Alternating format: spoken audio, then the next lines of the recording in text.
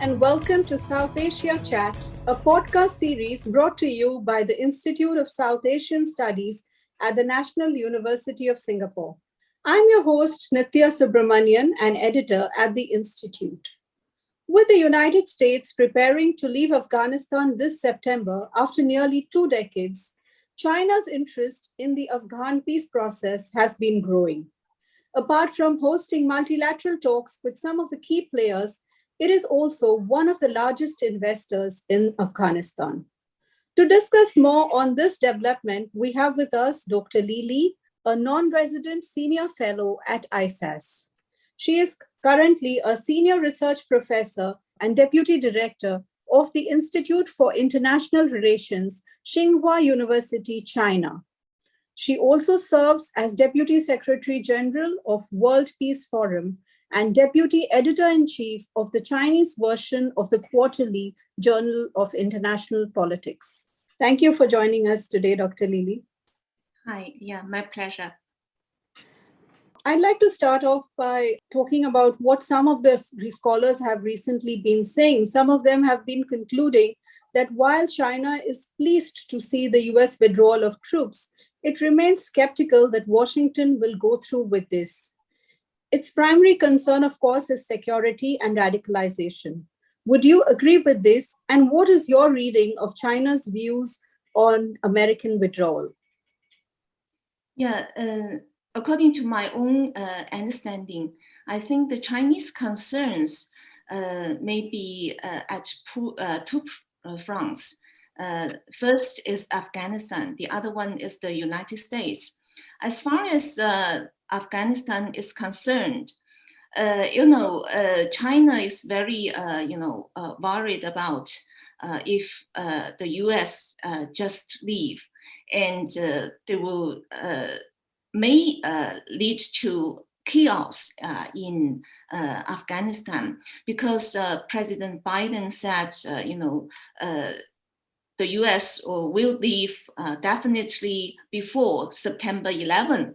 If there's no political arrangement there, so many people are concerned Afghanistan might turn into a civil war.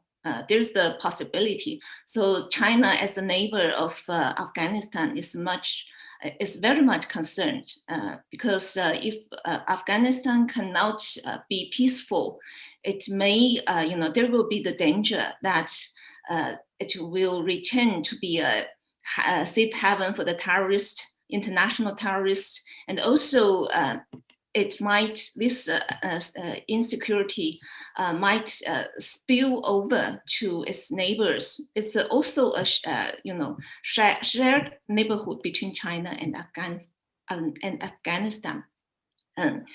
On the another front is about the United States. As we know, this happens under the background that U.S.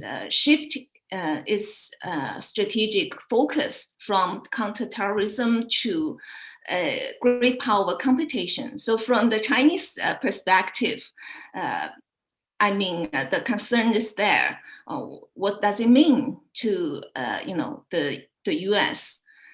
If it will have more capacity to focus on great power competition? And another issue is about the U.S. changed attitude toward the ETIM, East Turkestan Islamic movement. China has a lot of concern about this terrorist group. The U.S. removed the ETIM from its terrorist list. So I think these new developments caused a lot of concern or caution from the Chinese side. Yeah. China has been repeatedly emphasizing on an Afghan-led and an Afghan-owned peace process, and has also spoken about playing a constructive role in rebuilding Afghanistan. It recently hosted the China plus Central Asia Summit, where Foreign Minister Wang Yi emphasized on working with Central Asian countries on Afghanistan. How do you think China has or can contribute to this rebuilding? Okay, since 2001, China actually have been very supportive to the the Afghans' reconciliation and reconstruction. But there's a evolvement. What I mean is that at the very beginning, China focused more on the reconstruction. China has provided, a lot of economic or educational, assistance to Afghanistan, including several billion RMB grants to Afghanistan, and help them to build the hospital, hydro plant, and also some housing project is underway. But in the recent past, China also started to play a political role in Afghanistan. As we know, China tried to play a role, try to facilitate the Afghan dialogue between the Afghanistan government and Taliban. And also China even worked with the United States to train the Afghan diplomats and also some agricultural experts. So China has been, trying to help Afghanistan. But my understanding is that, in the future, China still want to, help Afghanistan in these two fronts, both on the, bilateral level and on the multilateral level. I think China will work more with the regional partners, including what you have mentioned, this China Central Asian, joint efforts in Afghanistan. It's very interesting that you have spoken about investments because figures reveal that China is one of the top investors in Afghanistan. And the partnership with Afghanistan is, of course, vital to its projects like the Belt and Road Initiative. Do you see this foresee more economic ties with Afghanistan? And in what areas do you see synergies of partnership? Okay, in terms of BRI cooperation, China and Afghanistan, yes, they do sign an MOU, BRI, an MOU. But again, I would like to make it clear, how to say, I want to make a point. According to my understanding, BRI should be a vehicle to promote China's cooperation with with her partner countries, not the vice versa. So my understanding is that as far as Afghanistan is concerned, China tries to or would like to integrate Afghanistan in the regional development through BRI. For example, there are two directions. We have with Afghanistan, we have the shared neighborhood. One is in Central Asia, the other one is in Pakistan. So in the Central Asia, there is a report about a 5-nation rail link, between from China to Kyrgyzstan to Tajikistan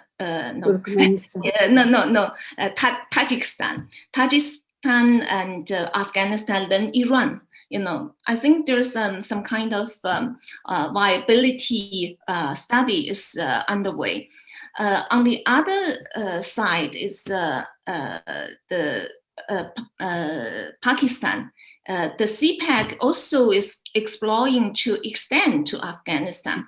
So in future, if that can be materialized, it will be very much helpful to the development of Afghanistan.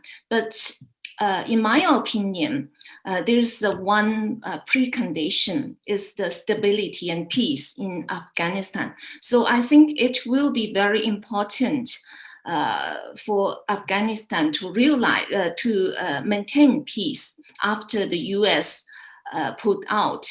If there's no peace, some instabilities, I think China can only focus on humanitarian assistance or economic aid. Only after the stability can the Chinese investors might have the interest to invest in Afghanistan. It's interesting that you also mentioned Pakistan in your response, and China and Pakistan share a very close relationship. We are also aware that Pakistan is expected to play a key role in the Afghan peace process. And we've seen both China and Pakistan participate in several trilateral and quadrilateral dialogues, like the one with Russia, China, Russia, Pakistan, or China, Russia, Iran, Pakistan, to name a few. How do you think this proximity with Pakistan will bolster China's interests in Afghanistan? Okay. Due to the geographical, cultural, and historical regions, Pakistan can play a special role in Afghanistan, and also China believe that Pakistan, can play this kind of role and have made contributions, especially in the counterterrorism front and in the facilitate intra-Afghan dialogue. And also, as you mentioned, China and Pakistan, are both involved in many mini multilateral dialogues. Yeah, so I think the joint efforts or cooperation on Afghanistan rebuilding or reconciliation have been there between China and Pakistan. So I think in the future, China and Pakistan will continue to cooperate in first, definitely on counterterrorism. Second, maybe on, as I mentioned, how to extend the CPAC to Afghanistan, and also continue to promote the intra-Afghan dialogue. Also, there have been recent reports of the United States negotiating with Pakistan to set up military bases that will allow Washington to deal with future contingencies in Afghanistan. How would China react if Pakistan does offer bases to the US? Yeah, in my opinion, I don't think it should be a question. When you, in China and also in Pakistan, there's a kind of saying that this relationship or partnership is time tested. And I think China and Pakistan enjoy a solid mutual trust in the past several decades. And when you look at the history, China and Pakistan started to strengthen their cooperation in the 1960s. And at that time, Pakistan used to be was an ally of the United States. Yeah, when the China-U.S. relations were in tension. So and also when you look at the issue whether U.S. will if the U.S. can find a military base in Pakistan, I think there are several restraints, both from the Pakistan side and the US side. From the Pakistan side, apart from the China factor, it has to think about first about its domestic response and also the Taliban's response. And already, I think in recent days, the Taliban has, expressed their opposition to this, this kind of scenario. And when you look at the U.S.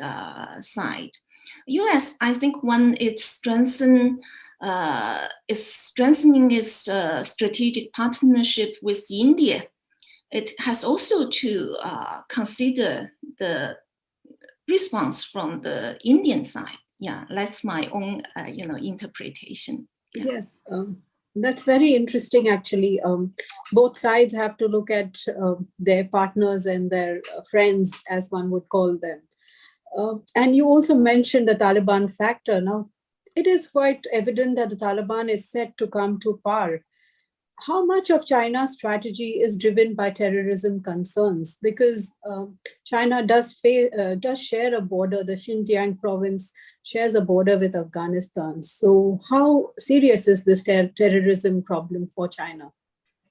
Yeah, as far as the security in Afghanistan or the terrorist threats, facing China is concerned, I think China is definitely, is very much, concerned about the security threats.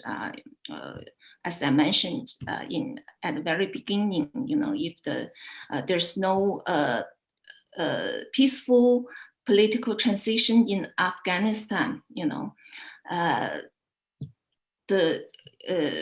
they might, encourage those terrorist groups to find room to have more room to make the terror attack. So the concerns will be always there from the Chinese side. But I don't think it is very much related to Taliban's going back to power. It's only about whether the Afghan can realize, have a political arrangement, before the US leave. Yeah, the peace and stability will continue. That's the very important. So I think, yeah, that's my understanding. Yeah. Thank you, Dr. Lili, for joining us today. It was a pleasure to have you at South Asia Chat. Yeah, my pleasure. Thank you. You were listening to South Asia Chat. To learn more about our work, visit us at isas.nus.edu.sg. Also follow us on our social media handles, Facebook, Twitter, and LinkedIn. Thank you.